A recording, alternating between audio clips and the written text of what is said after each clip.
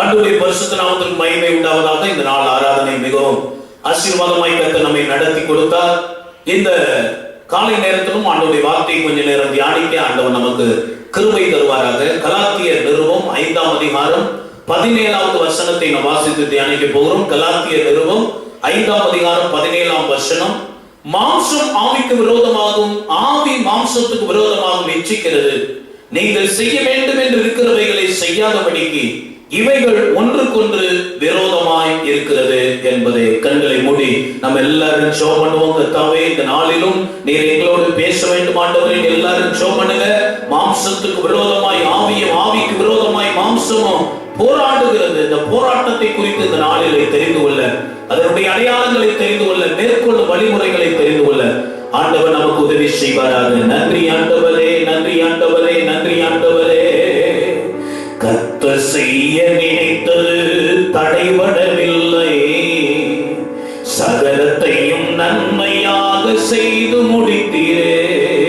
கர்த்தர் செய்ய நினைத்தது தடைபடவில்லை, சகலத்தையும் நன்மையாக செய்து முடித்தீரே. உங்க அன்பு பெரியது, உங்க இரக்கம் பெரியது, உங்க கிருபை பெரியது, உங்க தயவு பெரியது. உங்க அன்பு பெரியது, உங்க இரக்கம் பெரியது, உங்க கிருபை பெரியது, உங்க தயவு பெரியது. அநாதி சிநேகத்தால் என்னை நேசித்தீரையா, காருண்யத்தினால் என்னை இழுத்துக் கொண்டீரே. அநாதி சிநேகத்தால் என்னை நேசித்தீரையா, காருண்யத்தினால் என்னை இழுத்துக் கொண்டீரே. நன்றி ஆண்டவரே, நன்றியோடு நன்றியோடு நன்றியோடு நன்றி நிறைந்த இருதயத்தோடு நாங்கள் உம்மை துதிக்கிறோம், ஸ்தோத்திரிக்கிறோம். மகா பரிசுத்தமுள்ள நல்ல பிதாவே, இந்த காலங்களிலே உம்முடைய வார்த்தையை கேட்க நாங்கள் ஆசையா இருக்கிறோம். அடியனை மறைத்துக் கொள்ளும், நீர் பேசும் நாங்கள் கேட்கிறோம். இயேசுவின் நாமத்தில் ஜெபிக்கிறோம் எங்கள் நல்ல பிதாவே, ஆமென். அல்லேலூயா. ஆண்டவருடைய பரிசுத்த நாமத்துக்கு மகிமை உண்டாவதாக. கலாத்தியர் நிருபம் 5ஆம் அதிகாரம் 17ஆம் வசனத்திலே, மாம்சம் ஆவிக்கு விரோதமாகவும் ஆவி மாம்சத்துக்கு விரோதமாகவும் இச்சிக்கிறது. நீங்கள் செய்ய வேண்டும் என்று இருக்கிறவைகளை செய்யாதபடிக்கு இவைகள் ஒன்றுக்கு ஒன்று விரோதமாய் இருக்கிறது என்று வேதத்தில் சொல்லி இருக்கிறது. அல்லேலூயா. இந்த நாளிலே நான் உங்களோடு கூட பேச போகிற தலைப்பு என்னவென்றால், ஆசீர்வாதத்துக்கு தடையா இருக்கிற ஆவி மாம்ச போராட்டம். ஆசீர்வாதத்துக்கு தடையா இருக்கிற ஆவி மாம்ச போராட்டம் என்பதை குறித்து நான் உங்களோடு கூட பேச விரும்புகிறேன். ஒருவேளை இந்த செய்தி இந்த வாரத்தோடு முடியாமல் இருக்கலாம், சாயங்காலம் செய்தியாகவும் தொடரலாம், அடுத்த வாரமும் தொடரலாம். இது ஒரு பெரிய டாபிக், இதை எடுத்திருக்கிறோம். நீங்கள் ஒரு தெளிந்த சிந்தனையோடு கூட உற்சாகமாய் நீங்கள் கவனிப்பீர்கள் என்று சொன்னா ஆண்டவர் உங்களோடு கூட பேசுவார். அல்லேலூயா. கடந்த நாட்களில் நம்மோடு கூட ஆண்டவர் ஆசீர்வாதத்துக்கு தடையா இருக்கிற காரியங்கள் என்னென்ன, அதை எப்படி மேற்கொள்வது, எப்படி ஆசீர்வாதத்தை பெறுவது, எப்படி அதை தக்க வைத்துக் கொள்வது, எப்படி இந்த ஆசீர்வாதத்தை பெருகுவது என்பதை குறித்து ஆண்டவர் நம்மோடு கூட பேசி இருக்கிறார். எனவே இந்த ஞாயிற்றுக்கிழமையில் ஆண்டவர் நம்மோடு பேசுகிற காரியம், நம்முடைய ஆசீர்வாதத்துக்கு தடையா இருக்கிற ஆவி மாம்ச போராட்டம். அது ஒரு விதமான போராட்டம். உலகத்துல வெளியிலிருந்து வருகிற போராட்டங்களை கூட நாம் பல நேரத்தில் சமாளித்து விடலாம், சந்தித்து விடலாம், மேற்கொண்டு விடலாம். ஆனால் நமக்குள்ளேயே ஏற்படுகிற இந்த ஆவி மாம்ச போராட்டத்தை நாம் ஜெயிக்காவிட்டால் நமக்குள்ளேயும் சமாதானம் இருக்காது, ஆசீர்வாதம் இருக்காது. நம்முடைய குடும்பத்துக்குள்ளேயும் ஆசீர்வாதம் இருக்காது. நம்முடைய சுத்திலுமே ஆசீர்வாதமும் சமாதானமும் இல்லாமல் போய்விடும். எனவே இந்த ஆவி மாம்ச போராட்டம் என்றால் என்ன, அதனுடைய அடையாளங்கள் என்ன, அதை மேற்கொள்ளும் வழிமுறைகள் என்ன என்பதை குறித்து நாம் இந்த நாட்களிலே நாம் பார்க்க போகிறோம். மாம்சம் என்ற அந்த வார்த்தைக்கு ஆங்கில வேதாகமத்துல sinful nature என்று பொருள். sinful nature, பாவம் நிறைந்த சுபாவம் என்று. அதாவது நாம் ரட்சிக்கப்படாததுக்கு முன்னால ஜென்ம சுபாவம் என்று இருந்தது அல்லவா. நம்முடைய பிறப்பிலே நம்முடைய தாய் தகப்பன் முன்னோர்களுடைய அந்த மரபணுக்கள் மூலமாக அவர்களிடத்தில் இந்த பாவ சுபாவங்கள் அவருடைய இரத்தத்தின் மூலமாக, மரபணுக்கள் மூலமாக நமக்குள்ளே வந்தது. அப்படிப்பட்ட பாவ சுபாவம் பிறக்கும் போது ஆமென், தாவீது சொல்லுகிறது போல, என் தாய் என்னை பாவத்தில் கற்பந்தரித்தால், ஆமென், சோத்திரம், பிறக்கும் போது நான் பாவத்திலே பிறந்தேன் என்று சொல்லுகிறார். அப்படிப்பட்ட அந்த sinful nature, அதுதான் மாம்சம். இப்போ நான் பேசுகிறது யாரிடத்தில் இருந்தால் ஆண்டவரை அறியாத ரட்சிக்கப்படாத பாவத்தில் வாழ்கிற மக்களோடு நான் பேசவில்லை. ரட்சிக்கப்பட்டு ஞானஸ்நானம் பெற்று திருச்சபைக்குள்ள இருக்கிற விசுவாசிகளாகிய உங்களிடத்தில் நான் பேசுகிறேன். அப்போ நமக்குள்ளே ரட்சிக்கப்பட்ட ஞானஸ்நானம் பெற்ற அபிஷேகம் பெற்ற திருச்சபைகளுக்குள்ள இருக்கிற நமக்குள்ளேயும் கூட இந்த மாம்சம் கிரியை செய்யும் ஒரு ஆபத்து இருக்கிறது. நாம் ரட்சிக்கப்படும் போது அந்த பழைய மனுஷனுடைய சுபாவத்தை எல்லாம் களைந்து ஓட்டு. அது வேண்டாம், அது சின்ஃபுல் நேச்சர், அது பாவம் நிறைந்த சுபாவம், அது என்னை விழுகைக்கு நேராய் நடத்தினது, என்னை சாபத்துக்கு நேராய் நடத்தினது, என்னை அழிவுக்கு நேராய் நடத்தினது, என்னை நியாய தீர்ப்புக்கு நேராய் நடத்தினது, என்னை நரகத்துக்கு நேராய் நடத்தினது. அப்படிப்பட்ட நேச்சர் சுபாவம் எனக்கு வேண்டாம் என்று உதறி தள்ளிவிட்டுதான் கிறிஸ்துவின் சுபாவம் உடையவர்களாக மாறி இருக்கிறோம். அல்லேலூயா சொல்லுங்க, அல்லேலூயா. பழைய மனிதனுடைய சுபாவம் வேண்டாம் என்று கலைந்து போட்டு ஆண்டவர் கிறிஸ்துவுக்குள் ஒருவன் இருந்தான், அவன் புது சிருஷ்டியா இருக்கிறான், பழையவைகள் ஒழிந்து போயின, எல்லாம் புதிதாயின என்பது போல ஒரு புதிய வாழ்க்கையே, ஒரு புதிய நேச்சரை, ஒரு சுபாவத்தை வேதாகமம் நமக்கு போதிக்கிற கற்றுக் கொடுக்கிற சுபாவத்தை, வாழ்க்கை முறையை, லைஃப் ஸ்டைலை ஆண்டவர் நமக்கு கொடுத்திருக்கிறார். அல்லேலூயா சொல்லுங்க. அப்ப அப்படிப்பட்ட நமக்குள்ளே திரும்பவும் மாம்சம் வந்து அந்த சின்ஃபுல் நேச்சர் வந்து கிரியை செய்து விடக்கூடாது. அதுதான் அங்கதான் ஒரு போராட்டம். அந்த போராட்டத்தை நாம் ஜெயிக்க வேண்டும். அந்த சின்ஃபுல் நேச்சர், அதாவது ஒன்று கொண்டு இச்சிக்கிறது அப்படின்னு இருக்கிற அந்த வார்த்தைக்கு இன்னும் ஆங்கில வேதாகமத்துல அகைன்ஸ்ட் தி ஸ்பிரிட் என்று இருக்கு. இது ஆவிக்கு விரோதமாகவும் மாம்சம் ஆவிக்கு விரோதமாக இச்சிக்கிறதுன்னு இருக்குது இல்லையா, அதுக்கு அகைன்ஸ்ட் தி ஸ்பிரிட் என்று பரிசுத்த, அந்த ஸ்பிரிட்ங்கிற இடத்துல ஹோலி ஸ்பிரிட், பரிசுத்த ஆவியானவர் நமக்குள்ள இருக்கிறார். நாம் ரட்சிக்கப்பட்டிருக்கிறோம், அபிஷேகம் பெற்றிருக்கிறோம், நாம் ஆவியில நிறைந்த ஆண்டவர் ஆராதிக்கிறோம். அந்த பரிசுத்த ஆவியானவர் நமக்குள்ள இருக்கிறார். இப்ப நமக்குள்ள இருக்கிற பரிசுத்த ஆவியானவரின் வேலை என்ன? அனுதினமும் நம்மை ஆண்டவருடைய பிதாவினுடைய சித்தத்தின்படி வழி நடத்தி கொண்டு போகணும்.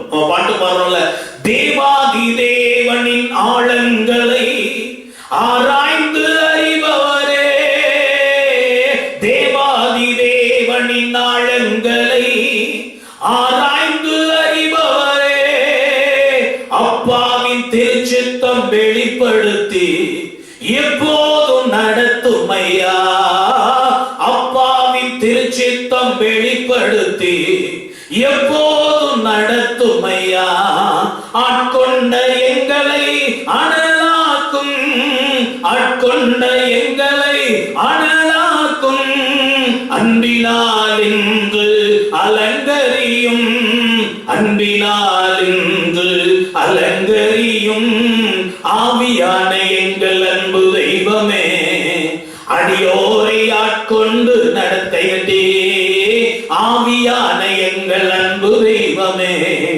அடியோரை ஆட்கொண்டு நடத்துமே. அப்ப என்ன கேட்கிறோம் நம்ம பாட்டுல? ஆவியான எங்கள் அன்பு தெய்வமே என்ன நடத்துங்கப்பான்னு நம்ம கேட்கிறோம். அப்ப தேவாதி தேவனின் ஆழங்களை அறிந்திருக்கிற பரிசுத்த ஆவியானவர் நம்முடைய பரலோக தகப்பனுடைய சித்தத்தை நமக்கு வெளிப்படுத்தி எப்போது நம்மை வழி நடத்தி கொண்டு போக வல்லமை உள்ளவராக இருக்கிறார். ஆனால் இந்த மாம்சம் என்பது சின்ஃபுல் நேச்சர், பாவம் நிறைந்த அந்த பழைய மனிதனின் சுபாவம் ஆவிக்குரிய பிள்ளைகளிடத்திலே, விசுவாச பிள்ளைகளிடத்திலே மீண்டும் கிரியை செய்ய ஆரம்பிக்கிறது.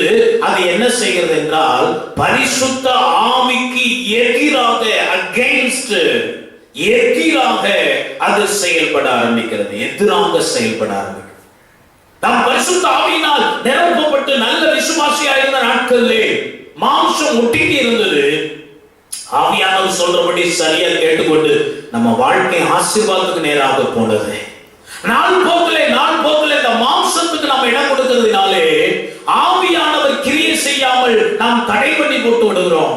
மாம்சத்துக்கு இடம் கொடுக்கிறதுனால் மாம்சம் நம்முடைய வாழ்க்கையிலே கிரியை பழைய மனிதனுடைய சுபாவங்கள், ரட்சிக்கப்படாத முன்னாலே இருந்த சுபாவங்கள், பழக்க வழக்கங்கள், வாழ்க்கை முறை நம்முடைய வாழ்க்கையை கட்டுப்படுத்த ஆரம்பிக்கிறதுனால அது பரிசுத்த ஆவிக்கு எதிராக செயல்படுகிறதுன்னு பார்க்கலாம். இன்னொரு டிரான்ஸ்லேஷன்ல opposite of what the spirit wants, பரிசுத்த ஆவியானவர் என்ன விரும்புகிறாரோ அதற்கு எதிர் திசையில், ஆப்போசிட், எதிர் திசையில் இந்த மாம்சம் நம்மை செயல்பட வைக்கும்.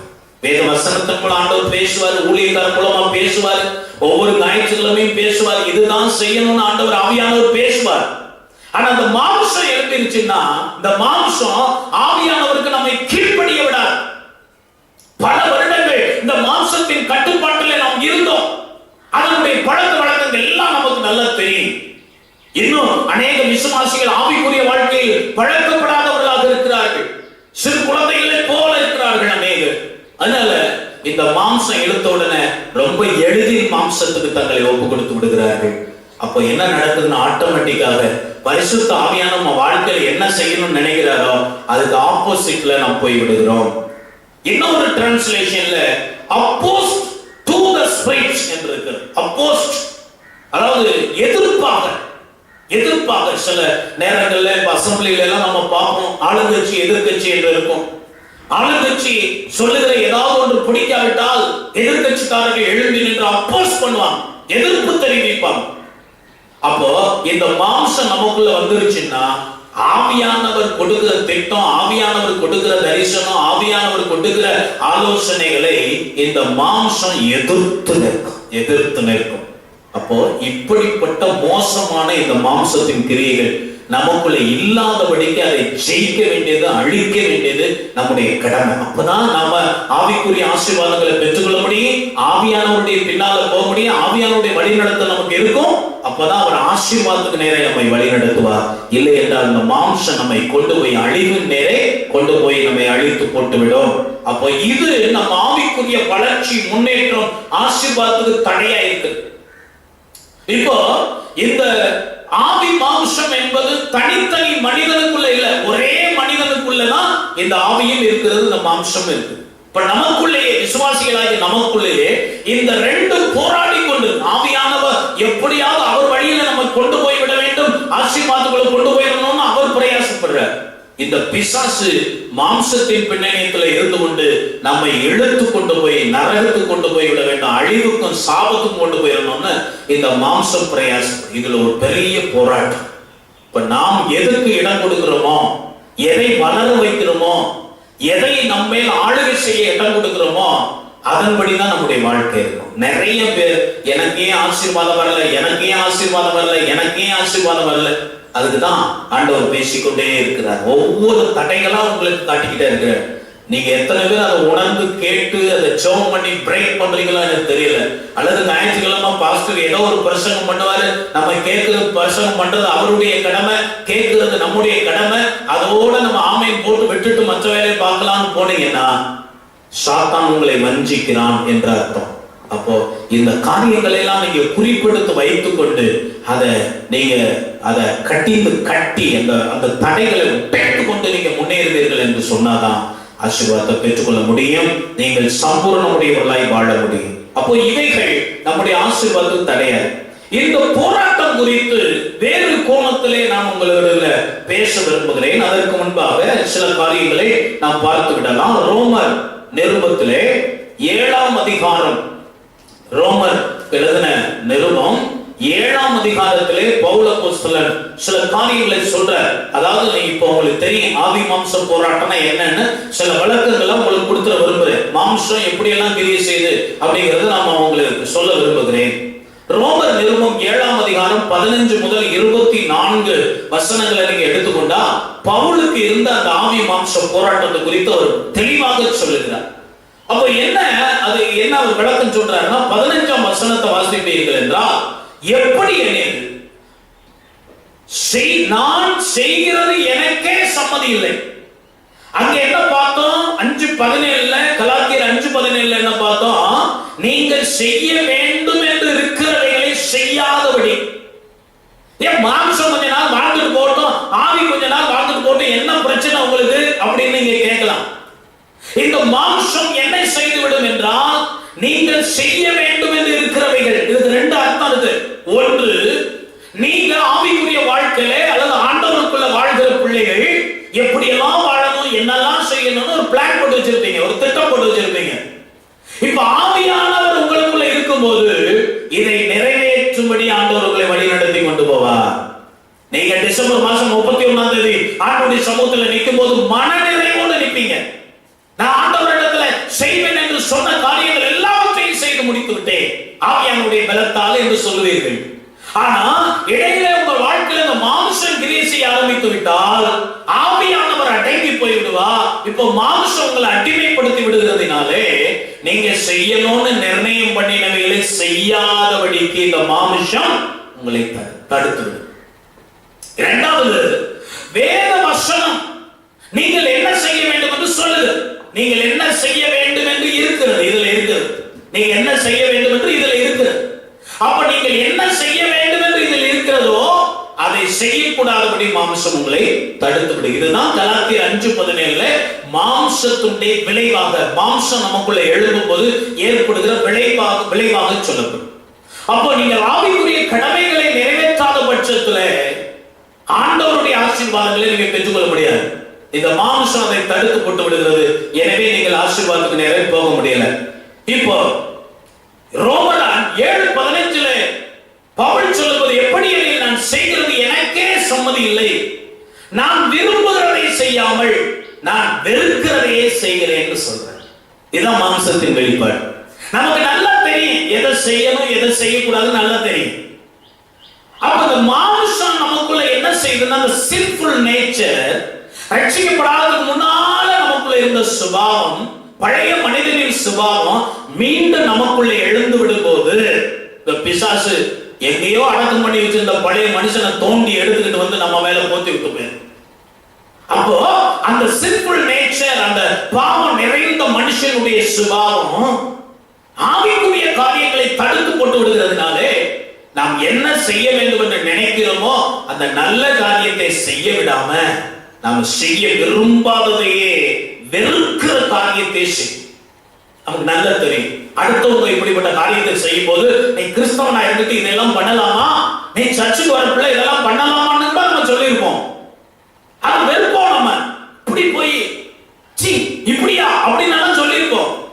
அதே காரியத்தை நாம செய்து கொண்டிருப்போம். அப்ப நமக்கு தெரியாது. காரணம் என்னன்னா, அந்த மாம்சம் நம்மை ஆட்கொண்டு விட்டதுனால நாம் அதற்கு நியாயம் கற்பிப்போம். அது அடுத்த பிரசங்கத்துல உங்களுக்கு சொல்றேன். மாம்சத்துக்கு உட்பட்டவன் எப்படிப்பட்டவனா இருப்பான்னு ஒரு அருமையான பிரசங்கம் இருக்குது. அதை உங்களுக்கு அடுத்த பிரசங்கத்துல சொல்லித்தரேன். இப்ப இவர் சொல்றாரு, அடையாளம் என்னன்னா, நான் செய்ய விரும்புகிறதை செய்யாம நான் வெறுக்கிறதையே செய்கிறேன். அதுதான் மாம்சம் நமக்குள்ள வந்துருச்சுங்கிறது ஒரு அடையாளம்.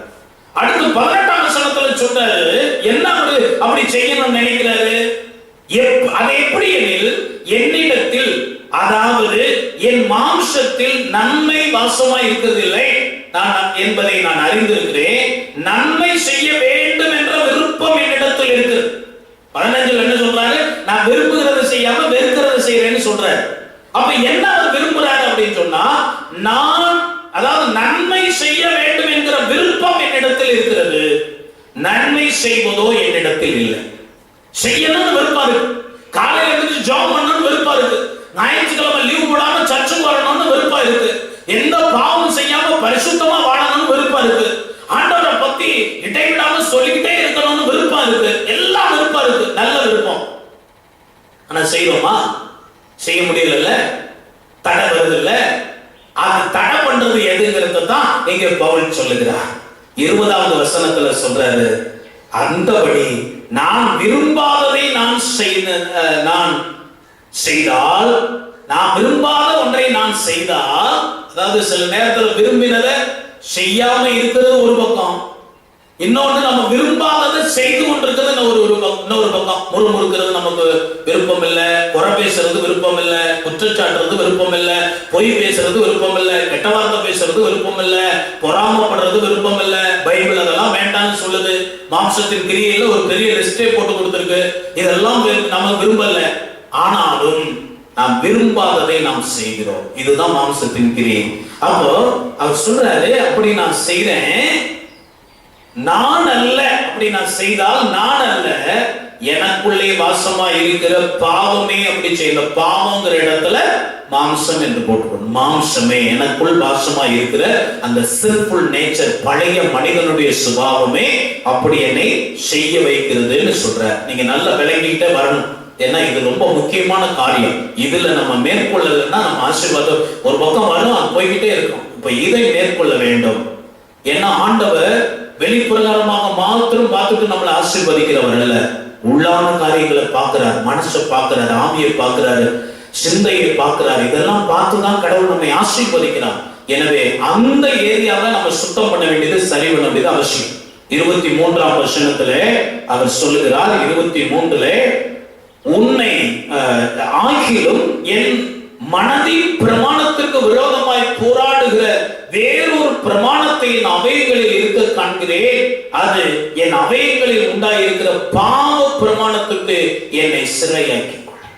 இந்த மாம்சம் என்ன செய்யுதுன்னா, என்னை தேவனுக்காக செயல்பட விடாம, பக்தியா இருக்க விடாம, விசுவாசமா இருக்க விடாம, பரிசுத்தமா இருக்க விடாம, வைராக்கியமா இருக்க விடாம, ஆவிக்குரிய கடமைகளை நிறைவேற்ற விடாம, நல்ல ஒரு கிறிஸ்தவனாய், நல்ல ஒரு கிறிஸ்தவனாய், ஆவிக்குரிய பிள்ளையாய் என்னை வாழ விடாமல் இந்த மாம்சம் என்னை சிறைப்படுத்திக் கொள்ளுது.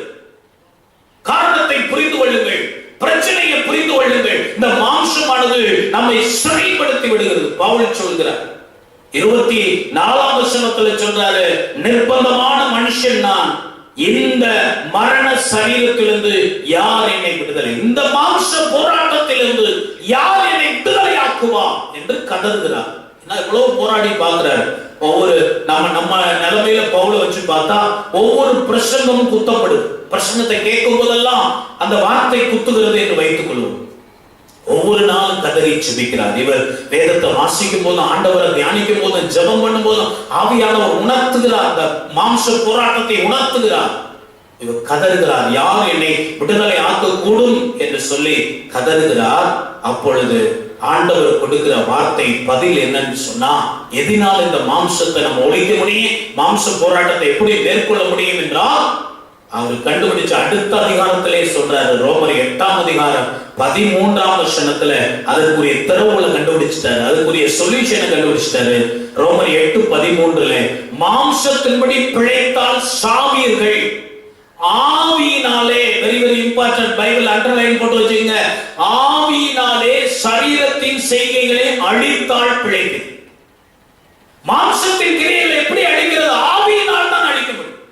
பரிசுத்த ஆவியின் துணை கொண்டு, பரிசுத்த ஆவியானவர் துணைக்கு வைத்துக் கொண்டு, பரிசுத்த ஆவியானவர் நடத்துகிற பாதையிலே நாம் நடந்து, பரிசுத்த ஆவியானவர் சொல்லுகிற ஆவியின் கிரியைகளை நிறைவேற்றுவோம் என்றால் மாம்சம் ஆட்டோமேட்டிக்கா அடங்குது.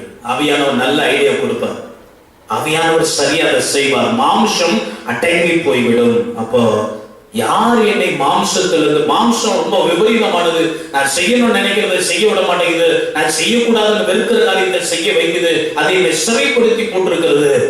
நான் விடுதலை ஆகணும்னு விரும்புறேன். யார் என்னை விடுதலை ஆக்குவா? பரிசுத்த ஆவியானவரே என்னை விடுதலை ஆக்குவா. அடுத்து நம்ம ஆவியில் நிறைந்த அந்நிய பாஷை பேசி அதிக நேரம் ஜெபம் பண்ணு, ஆவியில பலன்கள், அப்பொழுது பரிசுத்த ஆவியானவர் உன்னை அந்த மாம்ச போராட்டத்தில் விடுதலை ஆக்குவா. இந்த மாம்சத்தை நாம் அழிக்க வேண்டும். அமலேக்கோடு நடந்த 2 யுத்தங்கள் பைபிளில் சொல்லி, இந்த அமலேக்கை நான் மாம்சத்தோடு ஒப்பிடுவேன். யாத்ராகமத்தின் புஸ்தகம் 17ஆம் அதிகாரம் 8 முதல் 16 வசனங்களை நீங்க எடுத்துக் கொள்வீர்கள் என்றால், யாத்ராகமத்தின் புஸ்தகம் 17ஆம் அதிகாரம் 8 முதல் 16 வசனங்களை நீங்கள் எடுத்து வாசித்து பார்ப்பீர்கள் என்றால், அமலேக்கோடு நடந்த முதல் யுத்தத்தை குறித்து அங்கே சொல்லியிருக்கிறது. யோசுவா யுத்தம் செய்து அமலேக்கின் மேல் வெற்றி பெற்றான். 15ஆம் வசனத்திலே மோசே ஒரு பலிபீடத்தை கட்டி அதற்கு யெகோவா நிசி என்று பெயரிட்டார். கர்த்தர் என் ஜெயக்கொடி. நம்மளும் அதே வார்த்தையை சொல்றோம், யெகோவா நிசி, எங்கள் ஜெயக்கொடியே அப்படின்னாலும் பாட்டு பாடுறோம். கர்த்தர் எனக்கு வெற்றி கொடுக்கிறார், ஜெயக்கொடி அவர். எதிலிருந்து வெற்றி கொடுக்கிறார் நம்ம சொல்றோம்? பாவத்திலிருந்து வெற்றி கொடுக்கிறார், சாபத்திலிருந்து வெற்றி கொடுக்கிறார், வியாதியிலிருந்து வெற்றி கொடுக்கிறார், பண கஷ்டத்திலிருந்து வெற்றி கொடுக்கிறார், உலக மனுஷனின் போராட்டங்கள் யுத்தங்கள்ல இருந்து வெற்றி கொடுக்கிறார், பிசாசின் இடத்திலிருந்து வெற்றி கொடுக்கிறார். இதெல்லாம் பேசிட்டு இருக்கோம். அதில் ஒன்று வெரி வெரி இம்பார்ட்டன்ட் திங், ரொம்ப முக்கியமான ஒரு காரியம் என்னன்னு சொன்னா, ஆவி மாம்ச போராட்டம். அந்த மாம்ச போராட்டத்திலிருந்து ஆண்டவர் நமக்கு வெற்றியை கொடுக்க, அமலேக்கின் மேல் ஒரு வெற்றியை கொடுத்து யெகோவா நிசி என்று பலிபீடம் கட்டும்படி ஆண்டவர் உதவி செய்தார்.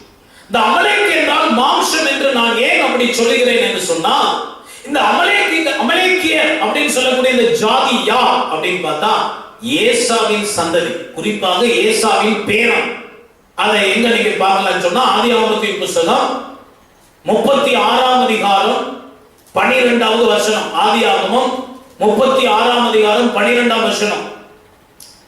அதுல நீங்க வாசித்தீங்கன்னா, திம்னாள் ஏசாவின் குமாரனாகிய எலிப்பாசுக்கு மறுமனையாட்டியாய் இருந்து எலிப்பாசுக்கு அமலேக்கை பெற்றாள். இவர்களே ஏசாவின் மனைவியாக ஆகாளுடைய பிள்ளைகள் அப்படின்னு சொல்லி. அப்ப எலிப்பாஸ் என்பவனுக்கு பிறந்தவன் தான் அமலேக் என்ற மனுஷன். அந்த அமலேக்கின் மூலமாக அமலேக்கியர் என்ற ஒரு ஜாதி வந்தது. இந்த எலிப்பாஸ் என்பவன் ஏசாவினுடைய குமாரன், ஏசாவினுடைய மகன். இந்த எலிப்பாஸ் யார் அப்படின்னு சொல்லி பாத்தீங்கன்னா, யோபு புத்தகம் 2ஆம் அதிகாரம் 11ஆம் வசனத்துல யோபுவின் நண்பர்களாக சொல்லப்பட்டிருக்கிறது இல்லையா, தேமானியனாகிய எலிப்பாஸ். இந்த தேமான் என்பது ஏசாவின் தேசம், தேமான் என்கிற தேசம். அந்த தேசத்துல இந்த ஏசாவினுடைய பேரனா இருந்த எலிப்பாஸ் என்பவன் ஒரு நல்ல ஒரு ஞானி. ஏன்னா ஏசாவின் தேசம் ஞானத்துக்கு சிறந்த தேசம். உபதியா புத்தகத்துல நீங்க போய் வாசித்து பாத்தீங்கன்னா உங்களுக்கு தெரியும், ஏசாவின் தேசம் ஞானத்தில் சிறந்த தேசம், உலக ஞானம் உள்ளவர்கள். இவன் உலக ஞானத்துலதான் பல காரியங்களை பேசி யோபுவை குற்றப்படுத்தினான். அப்படிப்பட்ட அந்த எலிப்பாசின் பிள்ளை தான் அமலேக்கு. அந்த அமலேக்கனுடைய சந்ததி தான் அமலேக்கியர். எனவே ஏசா மாம்சத்தின் ஒரு அடையாளமா இருக்கிறார். அதனால ஏசாவின் சந்ததியாகிய அமலேக்கியர் மாம்சத்துக்கு அடையாளமா இருக்கிறார். ஆதியாகமம் புஸ்தகம் 25ஆம் அதிகாரம் 22, 23 வசனங்களை நீங்க வாசித்தீங்கன்னா, ஆதியாகமம் புஸ்தகம் 25ஆம் அதிகாரம் 22, 23 வசனங்கள். அவள் கர்ப்பத்திலே பிள்ளைகள் ஒன்றோடு மோதி கொண்டிருந்தன. அப்பொழுது அவள், இப்படியானால் எனக்கு எப்படியோ என்று சொல்லி கர்த்தரிடத்தில் விசாரிக்கும்படி போனால், அதற்கு கர்த்தர், 2 ஜாதிகள் உன் கர்ப்பத்தில் உண்டாயிருக்கிறது, 2 வித ஜனங்கள் உன் வயிற்றில் இருந்து பிரியும், அவர்களில் ஒரு ஜனத்தார் மற்ற ஜனத்தாரை பார்க்க பலத்து இருப்பார்கள், மூத்தவன் இளையவனை சேவிப்பான். ரெபெக்காவுக்குள்ளே அவள் வயிற்றிலே 2 பிள்ளைகள் இருந்தது. The 2 kinds of peoples, 2 வகையான ஜனங்கள். அதுல மூத்தவன் ஏசா, அவன் மாம்சத்துக்கு அடையாளமா இருக்கிறான். இளையவன் யாக்கோபு ஆவிக்கு அடையாளமா இருக்கு. அது அவர்களுடைய வாழ்க்கை, அவர்களுடைய சந்ததி எல்லாத்தையும் நீங்க பாத்தீங்கன்னா, ஒண்ணு தேவனுக்கு விரோதமா போயிருச்சு. அந்த தேவனுக்கு விரோதமா போறதுதான் மாம்சம். மாம்ச சிந்தை மரணம், மாம்ச சிந்தை தேவனுக்கு விரோதமான பகை, உலக சிநேகம். இந்த உலக சிநேகத்துல போனவன் ஏசா. அதனாலதான் ஆண்டவர் அங்கே சொல்லும் போது மல்கியா 1ஆம் அதிகாரம் 2, 3 வசனங்களை நீங்க வாசித்து பாத்தீங்கன்னா, ஏசா யாக்கோபுக்கு சகோதரன் அல்லவா, நான் யாக்கோபை சிநேகித்தேன் ஏசாவையோ வெறுத்தேன் என்று சொல்லுகிறார். அந்த ஏசாவின் சந்ததி தான் ஏதோமியர் என்று சொல்லப்படுகிறது. மல்கியா 1:4 அந்த ஏதோமியருடைய காரியங்களை குறித்து அங்கே சொல்லி, உபதியாவிலே ஏதோமின் அழிவை குறித்து சொல்லி, இந்த ஏசாவினுடைய சுபாவம் என்ன, ஏதோமியருடைய சுபாவம் என்ன என்பதை குறித்தெல்லாம் அங்கே சொல்லி. அப்போ யாக்கோபை ஆண்டவர் சிநேகித்ததுக்கு காரணம் ஆவிக்குரியவன். போன வாரத்தில் அதெல்லாம் உங்களுக்கு சொல்லி கொடுத்தேன். போன வாரம் யாக்கோபை முடிச்சதுனால அந்த ஏசாவை அப்படியே ஆண்டவர் கண்டினியூ பண்ணி கொண்டு வருகிறார். ஏசா என்ன ஆனா, அவன் பல பிரஜாதிய பெண்களை திருமணம் செய்து கர்த்தருக்கு விரோதமான ஒரு ஜாதியை அவன் பெற்றெடுத்து கர்த்தருக்கு விரோதமான சந்ததியை அவன் மாறி போனான். அதுல ஒண்ணுதான் அமலேக்கு, ஏதோமியர், இப்படி எல்லாம் சொல்லப்படும். சட்டம் என்னன்னா, ஆவிக்குரிய சட்டம் என்னன்னா, மூத்தவன் இளையவனை சேவிப்பான். மாமிசம் ஆவியை சிநேகிக்கிறது. அது ஆவியை, மூத்தவன் இளையவனை சேவிப்பான். மாம்சம் ஆவிக்கு கட்டுப்பட்டு இருக்கணும். ஆவியானவர் தான் ஆளுகை செய்யணும். பரிசுத்த ஆவிதான் நம்ம இடத்துல ஆளுகை செய்யணும். மாம்சம் நம்மை ஆளுகை செய்யணும் கொடுக்கணும். அப்போ அது கட்டுப்பாட்டுக்குள்ளே நம்ம வைத்துக் கொள்ள வேண்டும். அப்போ யாத்திராகமம் 17ஆம் அதிகாரம் 8ஆம் வசனத்துல அங்கே நீங்க பார்க்கும்போது அமலேக்கியர் ஏசாவின் சந்ததி மாம்சமானவர்கள். அவர்கள் வந்து இஸ்ரவேலரோடு யுத்தம் பண்ணாங்க. இஸ்ரவேலர் யாருன்னா யாக்கோபின் சந்ததி. இவர்கள் ஆவிக்குரியவர்கள். நமக்கு நல்லா தெரியும். யாக்கோபுக்கு 12 பிள்ளைகள். அந்த 12 பிள்ளைகளும் ஒரு குறிப்பிட்ட காலத்திலே கானான் தேசத்துல பஞ்சம் வந்ததினாலே அவர்கள் எகிப்து தேசத்துக்கு போனாங்க, அங்கேயே இருந்து விட்டார்கள். ஆதியாகமம் 15ஆம் அதிகாரத்துல சொல்லப்பட்ட தீர்க்க தரிசனம் போன வாரத்துல தெளிவா உங்களுக்கு சொன்னேன். அந்த தீர்க்க தரிசனத்தின்படி அவர்கள் 430 வருஷம் எகிப்தில் அடிமைகளாக இருந்துவிட்டு இப்ப எகிப்திலிருந்து விடுதலையாகி வராங்க. அப்படி எகிப்திலிருந்து விடுதலையாகி கானானை நோக்கி வரும்போதுதான் இந்த ஏசாவின் சந்ததியாகிய மாம்சமான அமலேக்கியர் வந்து ஆவிக்குரியவர்களாகிய இஸ்ரவேலரோடு போராடுகிறார்கள்.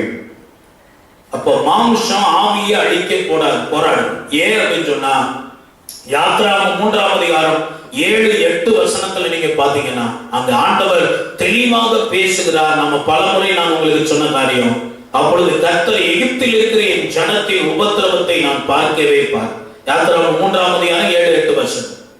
உபத்திரவத்தை பார்க்கவே பார்த்து ஆலோசனைகள் நிமித்தமாய் அவர்கள் இடுகிற கூக்குரலின் சத்தத்தை நான் கேட்டு அவர்கள் படுகிற வேதனையை அறிந்திருக்கிறேன். அவர்கள் எகிப்தியரின் கைக்கு அவர்களை விடுதலையாக்கவும் அவர்களை அந்த தேசத்திலிருந்து நீக்கி கானானியரும் ஏத்தியரும் எமோரியரும் பெரிசியரும் ஏவியரும் எபூசியரும் இருக்கிற இடமாகிய பாலும் தேனும் ஓடுகிற நலம் விசாலமான தேசத்தில் கொண்டு போய் சேர்க்கவும் இறங்கினர். ஒரு பெரிய வாக்குத்தத்தத்தை பெற்றவர்கள் இவர்கள். எகிப்து தேசத்திலே எகிப்தியரினால் அடிமைப்பட்டு கொண்ட இவர்களுக்கு ஆண்டவர் விடுதலையை கொடுத்து பாலும் தேனும் ஓடுகிற நலமும் விசாலமான தேசமாகிய கானானுக்கு நேராய் போகும்படியான ஒரு வாக்குத்தத்தத்தை, ஆசீர்வாதத்தின் வாக்குத்தத்தத்தை பெற்றுக்கொள்ள அவர்கள் சுதந்திரிக்க பிரயாணம் போய் கொண்டிருக்கிறார்கள். இந்த ஆவிக்குரியவர்கள் ஆசீர்வாதத்தை சுதந்திரிக்க மாம்சமான ஏசாவின் சந்ததி தடை பண்ணி யுத்தம் செய்து அவர்களை அழிக்க பார்த்தார்கள். இதுபோல்தான் நாம் ஆவிக்குரிய இஸ்ரவேலராக இருக்கிறோம்.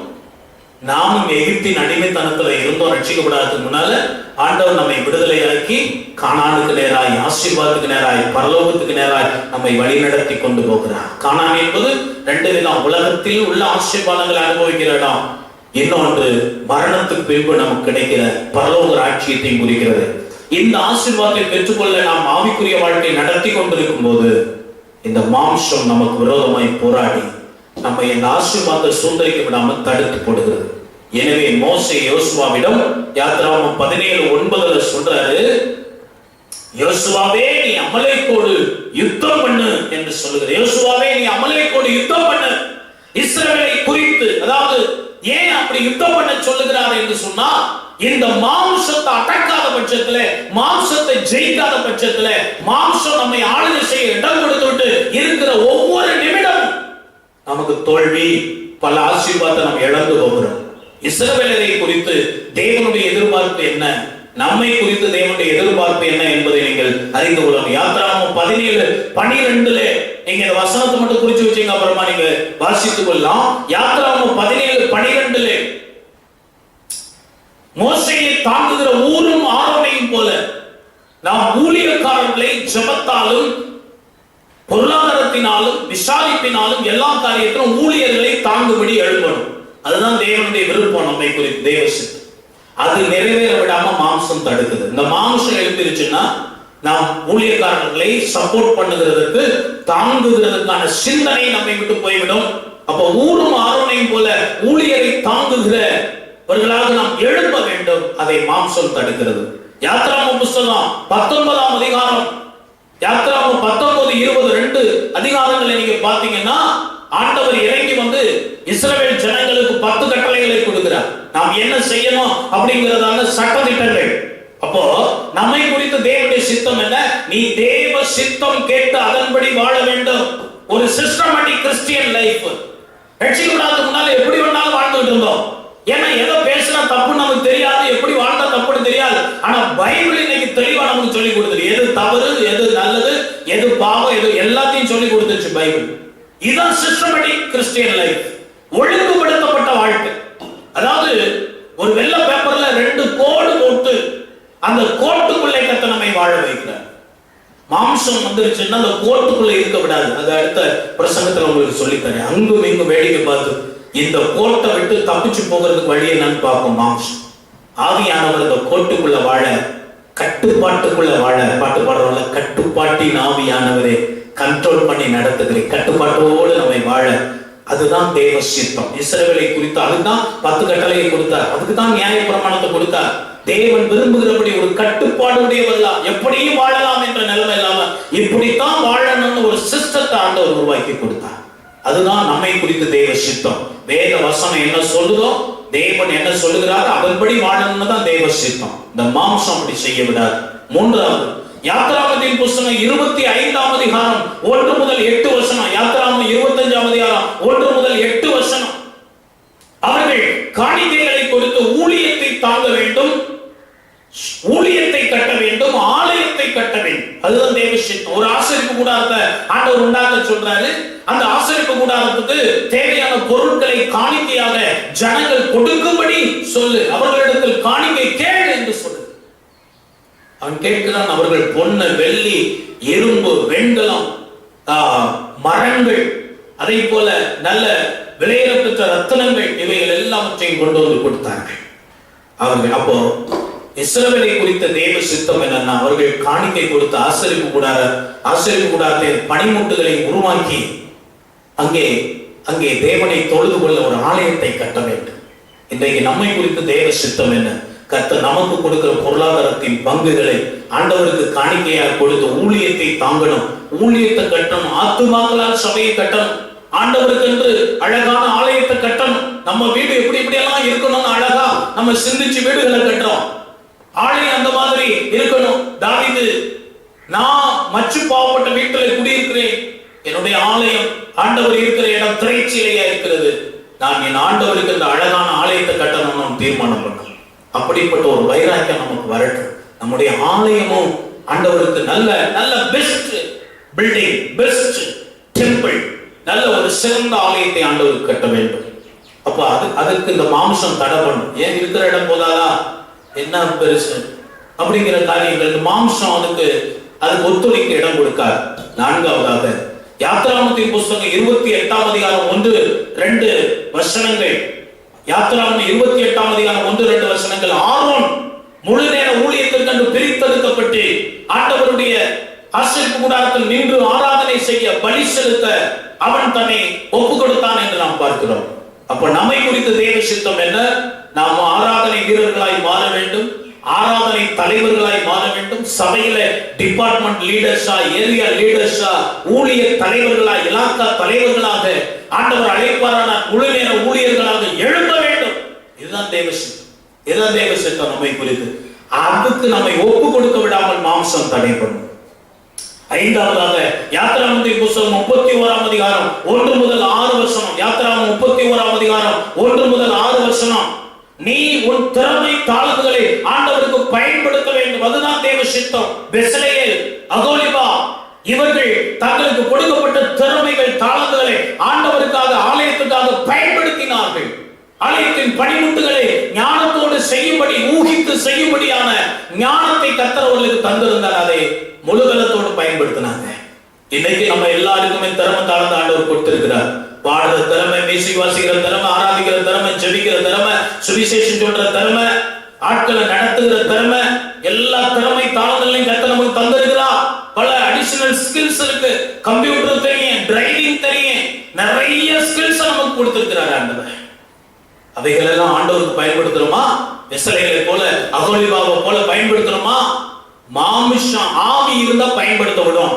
மாமிசம் எழுந்திருச்சுன்னா எதையுமே ஆண்டவருக்காக பயன்படுத்த விடாது. இதெல்லாம் நாம் கற்றுக்கொண்ட, நாம் பெற்றுக்கொண்ட திறமை என்று சொல்லுவோம். ஆண்டவர் கொடுத்த கிருபை என்று சொல்ல விடாது. இது மாம்சத்தினுடைய விளைவு. எனவேதான் யோசுவாவை பார்த்து, இந்த அமலேக்கோட யுத்தம் பண்ணு, இதெல்லாம் தடுத்து போட்டு விடுமா, இதெல்லாம் நடக்கும் முன்பாகவே அழிச்சு போட்டு விடுவான்.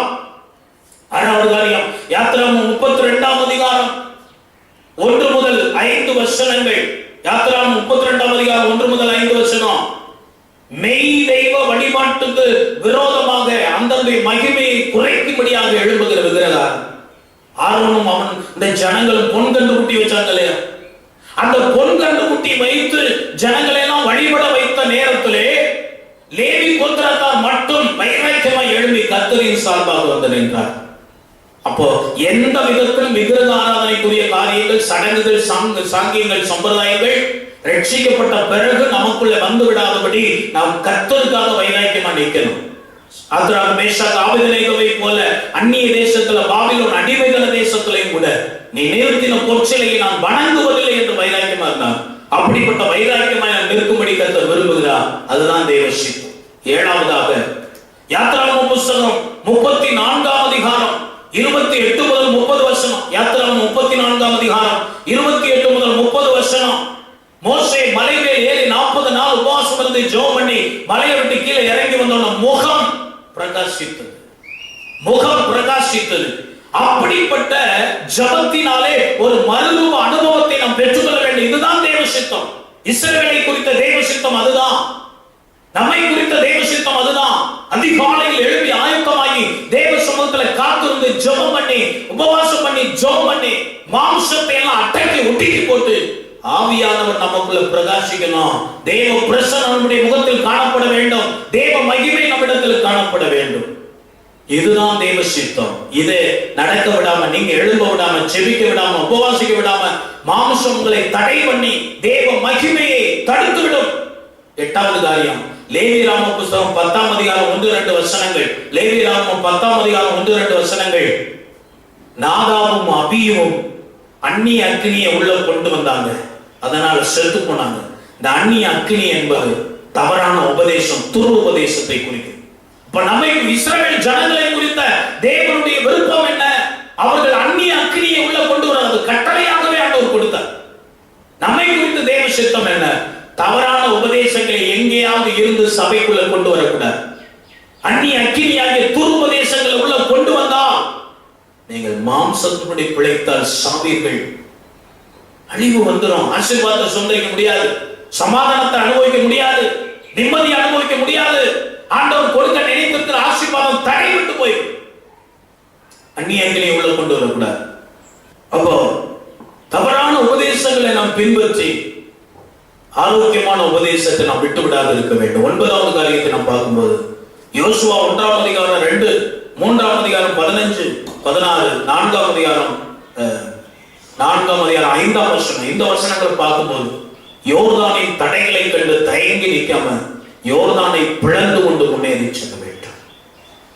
இஸ்ரவேல் ஜனங்கள் கானான் தேசத்துக்குள்ள போய் ஆசீர்வாதத்தை சுதந்திரிக்க விடாதபடிக்கு யோர்தான் தடையாக இருந்தது. அதை கண்டு தயங்கி நின்றார்கள். ஆசரிப்பு கூட ஆசாரியர்கள் உடன்படிக்கை பெட்டியை சுமந்து கொண்டு யோர்தானை போய் மிதித்த போது யோர்தான் 2ஆக பிளந்தது. அருமையான தேவனுடைய பிள்ளையே, யோர்தான் அறுப்பு காலம் மட்டும் கரை புரண்டு ஓடிக்கொண்டிருக்குமா? உங்க வாழ்க்கையில கூட கண்ணீரோடு நீங்கள் விதைத்தவைகளை கம்பீரத்தோடு அறுத்து கொண்டு மகிழ்ச்சி அடையக்கூடாதபடிக்கு இந்த யோர்தான் தடுத்து கொண்டே இருக்கிறது. ஆசாரியர்களுடைய துணை கொண்டு உடன்படிக்கை பெட்டியை சுமந்து கொண்டு வேத வசனத்தினுடைய துணை கொண்டு யோர்தானை மிதியுங்கள். யோர்தான் 2ஆக பிளக்கும். நீங்கள் கானானுக்குள்ள போய் ஆசீர்வாதத்தை சுதந்திரிக்க ஒரு விஷயம். 10வது காரியத்தை நீங்க பார்க்கும்போது யோசுவா 6ஆம் அதிகாரம் 1ஆம் வசனம்.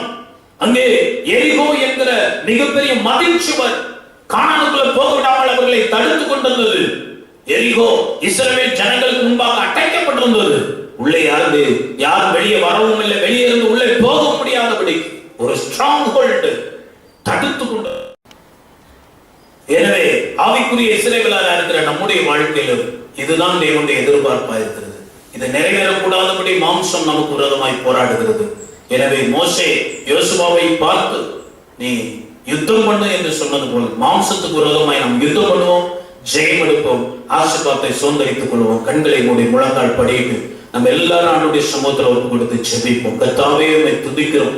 எல்லாரும் ஜெபம் பண்ணுங்க, ஒப்பு கொடுத்து ஜெபம் பண்ணுங்க. ஆண்டவரே, நான் கேட்ட வசனத்தின்படி என்னுடைய ஆசீர்வாதத்துக்கு என் மாம்ச போராட்டமே தடையா இருக்கிறது. இப்பொழுது அந்த மாம்சம் ஆவியினால் அழிக்கப்பட நான் ஒப்பு கொடுக்கிறேன். ஒப்பு கொடுத்து ஜெபம் பண்ணுங்க. மாம்சம் என்னை ஆளுகை செய்யாதபடி நான் ஆவிக்குரியவனாய் வாழ, ஆவிக்குரிய வாழ்க்கை வாழ்ந்து ஆவியினால் நடத்தப்பட்டு ஆசீர்வாத சுதந்திரிக்க கிருபைதாங்கப்பா. கரங்களை தட்டி எல்லாரும் ஆண்டவரை துதிப்பா. ரிபாலவ சந்துரிபா ஓதரப கபரதன மோதினியந்துரபலவ சந்துரிபதர கபரதனவா. பரிசுத்த ஆவியானவரே, நன்றியோடு துதிக்கிறோம். மாம்சத்தை மேற்கொள்ளும் வல்லமை எங்களுக்குள்ள தான். மாம்ச போராட்டங்களை ஜெயித்து ஆசீர்வாத சுதந்திரிக்க கிருபைதான். மகா பரிசுத்தமுள்ள நல்ல பிதாவே, இந்த காலை நேரத்தில் நீர் பேசின வார்த்தைகளுக்கு நன்றி. எங்களை ஒப்பு கொடுத்திருக்கிறோம். தொடர்ந்து நீர் எங்களோடு இரும். மாம்சத்தை ஜெயிக்க கிருபைதான். அமலேக்கை யோசுவா வெற்றி கொண்டு யெகோவா நிசி பலிபீடத்தை கட்டினது போல் எங்கள் மாம்சத்தை மேற்கொண்டு ஜெயிப்பத்தோடுதான் இருக்க கிருபை செய்.